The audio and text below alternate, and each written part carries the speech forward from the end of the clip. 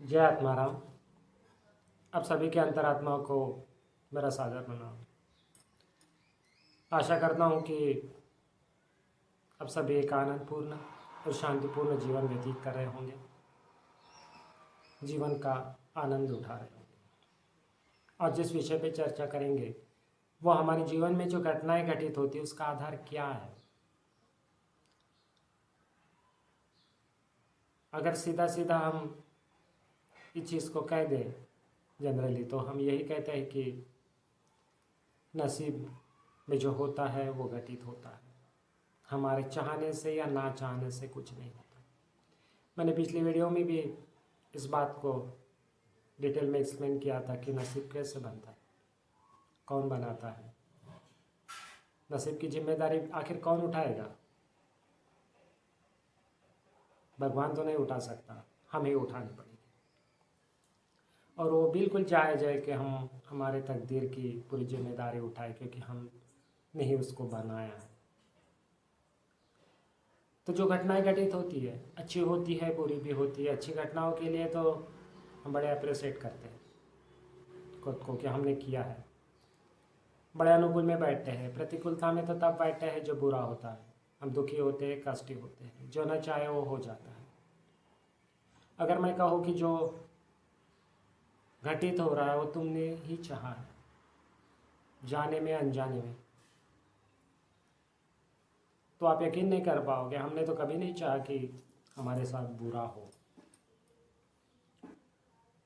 और मैं जब सोचने की या उस तरह का थॉट्स मन में क्रिएट करने की बात कर रहा हूँ, तो ये नहीं कि इस जन्म में आप कर रहे हैं।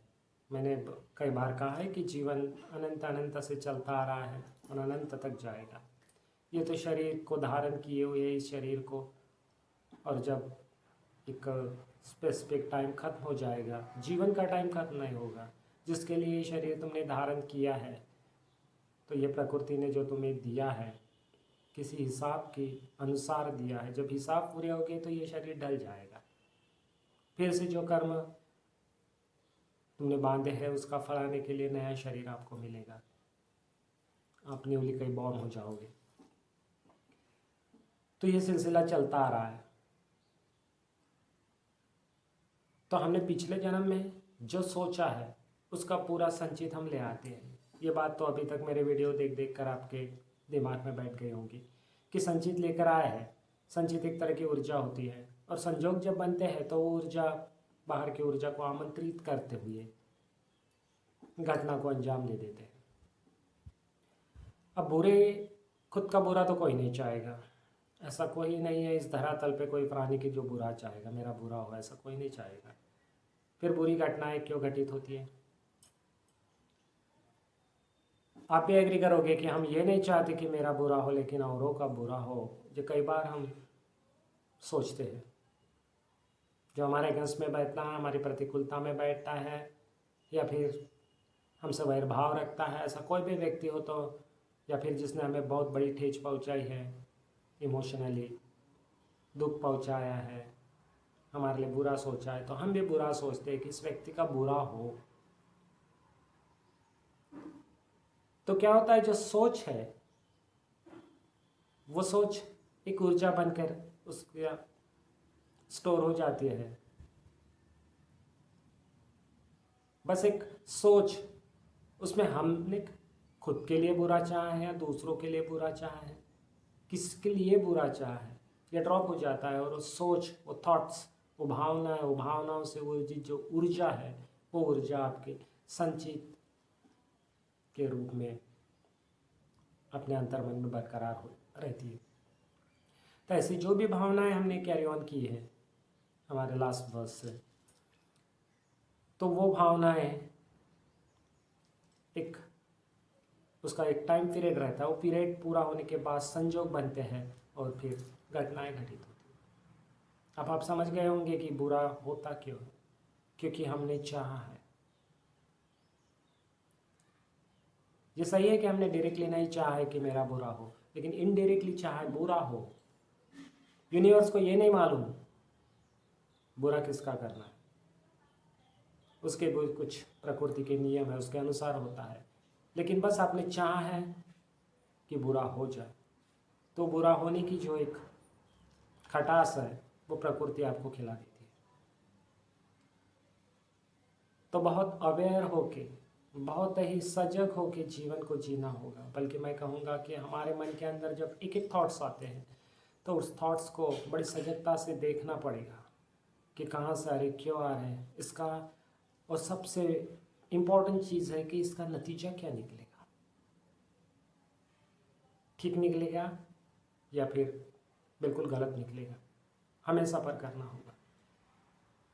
ठीक है, आज तुम्हारा अच्छा वक्त चल रहा है तो ये नहीं कि तुमने आज सोचा और आज ही आपको सफ़र करना, लेकिन कभी ना कभी, कहीं ना कहीं, किसी भी मोड़ पर, किसी भी सोर्स के साथ आपको ये सफ़र करना पड़ेगा।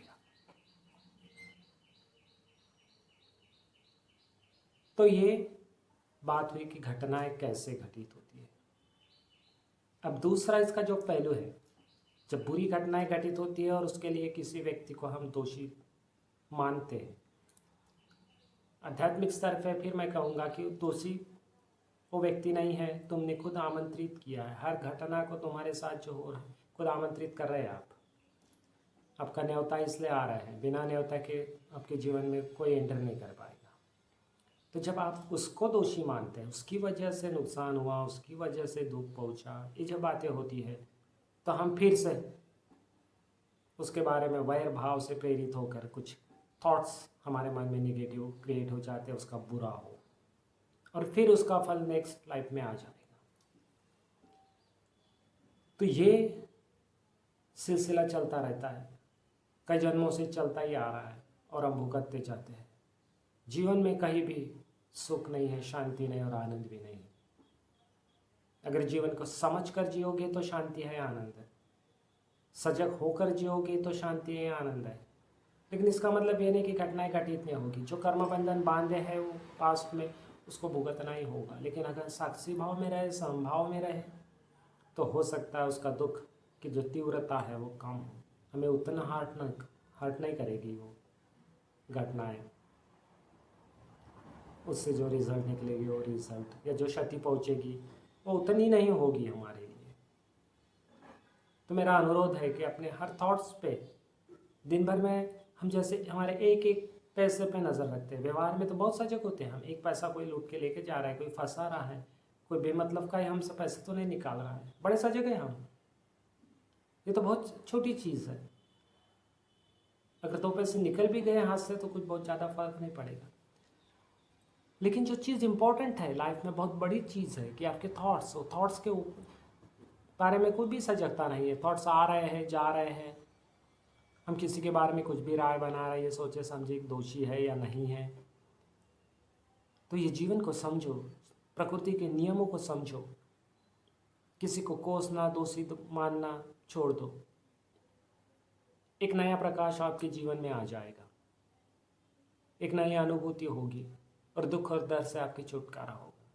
वैसे तो दुख और दर्द से ना तुम्हारे अपने कोई तुम्हें छुड़ा सकते हैं, ना पैसा, ना रुतबा, ना पावर, न तुम्हारी जान पहचान, न कोई सोशल स्टेटस, कोई नहीं छुड़ा सकता, भुगतना ही पड़ेगा।